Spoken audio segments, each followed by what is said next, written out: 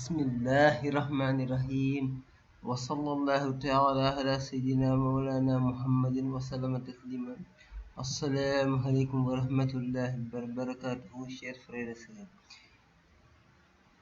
Bienvenue sur la chaîne Les écrits de Cheikh Ahmadou Bamba pour divers écrits et son enseignement à l'humanité, car il a écrit: Dieu m'a donné l'ordre de proclamer que je suis un asile et un recours. Quiconque veut le bonheur ici-bas et dans l'au-delà doit chercher refuge auprès de moi. Nous poursuivons le résumé de l'ouvrage intitulé Les bienfaits ou la biographie de Cheikh Ahmadou Bamba Mbacké, Minanul Bahil Hadim, fi Siratul Cheikh Al Hadim de Serigne Bachir Mbacké. Nous abordons le résumé du thème sur les origines du Cheikh Ahmadou Bamba Mbacké. Ahmadou Bamba est le fils de Mohammed, fils de Habib Allah, fils de Mohammed Al-Khayri, qui fut originaire du Jolof, la patrie des Wolofs, comme l'a vérifié Mbacké, fils de Mohammed Bousso, le plus éminent consul du pays. Il naquit aux confins de l'an 1270 de l'Hégire, vers 1853 de l'ère chrétienne. Son père, Mohammed, mort en 1883, fils de Habib, fut un noble savant jurisconsulte, agréé par des musulmans en tant qu'imam. Prince et roi l'aimaient également parce qu'il avait réalisé l'étendue de sa science, la grandeur de sa rigueur morale, son caractère véridique et l'équité de son jugement. Il était originaire du village Mbacké, situé dans la province du Baol, Sénégal.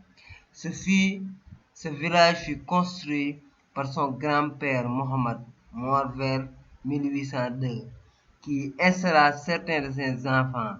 La terre où Mbacké fut fondée constituait une concession de Amari Ngoné, roi de 1790 à 1810, qui était roi du Cayor et du Baol, qui avait octroyé le village de Mbacké à Mohammed. Nous relèverons que le roi Amari Ngoné aimait les savants et les pieux et tolérait de leur part ce que de rares souverains auraient pu supporter. Plus un savant le détestait et se méfiait de lui, plus le roi tenait à se rapprocher de lui pour le tranquilliser. Le savant Mohammed, fils de Habib Allah, père de l'imam le Cheikh, était originaire du Baol. Quoiqu'il eût commencé sa formation scientifique dans les écoles du Ndiambour, la plus grande province du Cayor, peuplée exclusivement de musulmans, son maître fut un cheikh du village de Koki nommé Massamba Anta Diop. Après son séjour à Koki, Mohammed, fils de Habib Allah, s'enfuit au Saloum. Il n'est d'ailleurs pas exclu qu'il reçut sa formation en matière de théologie, de droit et d'autres disciplines auprès du cheikh Mohammed Sall de Bamba, le juriste de l'époque. Sa formation terminée, Mohammed, fils de Habib Allah, continuateur de l'action bénéfique de ses maîtres, se mit à enseigner. Ainsi, sa réputation ne tarda-t-elle pas à être connue partout, du Saloum comme du Baol, du Cayor comme du Ndiambour. Lui vinrent des disciples parmi lesquels figuraient des fils de ses maîtres, tels que Massamba Marème, fils de son maître Massamba Anta Diop, cité plus haut. Lorsque le marabout Maba Diakhou Ba apparut au Saloum, mena la guerre contre les mécréants, les Ceddo, les vainquit, les chassa et combattit les souverains du Jolof, dont il ravagea le territoire en prêchant la religion. Il ordonna à tous les musulmans en général et aux oulémas en particulier d'émigrer vers le Saloum. Ainsi, ils émigrèrent-ils tous au Saloum, à l'exception de ceux qui furent incapables d'effectuer le voyage. Notre cheikh m'a appris que pendant ce temps, il était au Jolof, chez le grand-père exégète du Coran Mbacké Ndoumbé. l'oncle maternel de sa mère, auprès duquel le cher père l'avait envoyé lorsqu'il fut installé à Ndiakan. Après avoir quitté Mbaké, son village natal, notre cher resta chez Mbaké Noubé, son oncle, jusqu'à l'âge d'entrer à l'école coranique. Après la mort de Mbaké Noubé, notre cher fut confié à son oncle maternel, Mohamed Bousso, l'imam, le grand érudit, qui réunissait la pureté morale, l'honnêteté, le courage et la célébrité.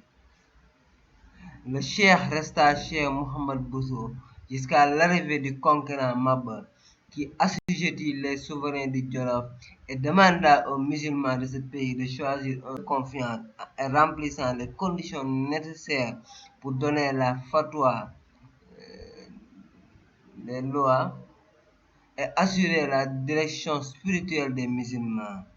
Comme il ne put lui communiquer une réponse tout de suite, Maba leur proposa Mohamed Bousso, sur qui ils tombèrent tous d'accord. Mohamed Bousso, c'est le père du cheikh. D'autre part, les émigrés restèrent au Saloum des années au cours desquelles Maba dirigeait des raids contre le Cayor. Madjojo Fall, un prince appartenant à une vieille famille royale, a le pays, tandis que Lat Dior avait la même prétention d'être souverain du Cayor, parce qu'issu de souverains qui avaient successivement régné sur les provinces du Cayor et du Baol pendant 140 ans. Lorsque Dior se mit à combattre Madjojo, qui avait demandé l'aide des Français contre Lat Dior, qui l'aidèrent à chasser Lat Dior vers le Saloum. Lorsqu'il arriva au Saloum, il fut obligé d'accepter l'islam, ce qui fut pour lui, Lat Dior, une bénédiction divine, car il mourrait ensuite dans l'islam et le destin l'a aussi redonné le pouvoir au Cayor. Lat Dior fut parmi ceux qui fréquentaient Mohammed, fils de Habib-Bala, le père du cheikh. Il le consultait dans toutes ses affaires. Leur amitié consolidée fut couronnée par le mariage du cheikh avec la cousine du souverain. Lat Dior regagna son pays à la demande du Conseil exécutif suprême qui, après avoir destitué Madjojo, le nomma à sa place. Et avant son retour au Caire, Lat Dior avait demandé avec insistance au cher père de l'accompagner afin de lui servir de collaborateur et conseiller dans les affaires religieuses et d'assurer la magistrature et l'exécution de ses ordonnances.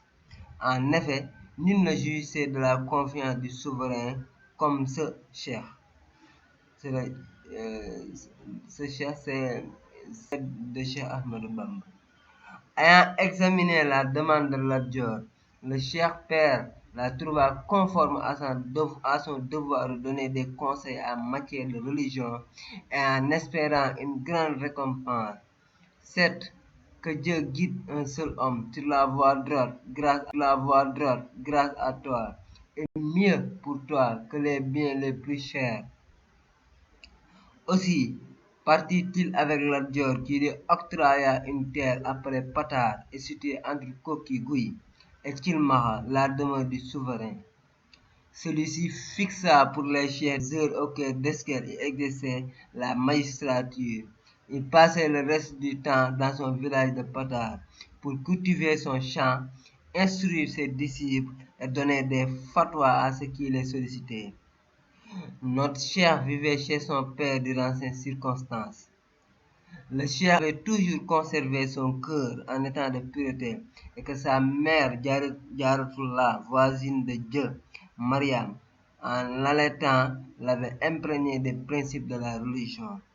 Son père Mohammed, fils de Habib-Bala, tout satisfait de son fils, l'âme sereine, mourut après lui avoir laissé son testament. Il s'était rendu compte de la noblesse de son fils, de la grandeur de ses vertus, de l'élévation de son rang et de son prestige auprès des hommes. Nous sollicitons votre prière pour que nous restons, et tous les musulmans aussi, dans le droit chemin et avoir l'agrément de Dieu à travers notre guide. Et nous en faisons de même pour vous. abonnez-vous et surtout partagez ces vidéos dans le but d'œuvrer pour Cheikh Ahmadou Bamba et de partager ses enseignements, car il a écrit: si les hommes savaient les avantages qui sont auprès de nous, ils s'empresseraient de venir en profiter. Mais c'est parce qu'ils les ignorent qu'ils se laissent distraire par d'autres convoitises. Ashhadu an la ilaha illallah wa ashhadu anna Muhammadan Rasulullah. J'atteste qu'il n'y a pas de divinité en dehors de Dieu et j'atteste que Mohammed est le messager de Dieu.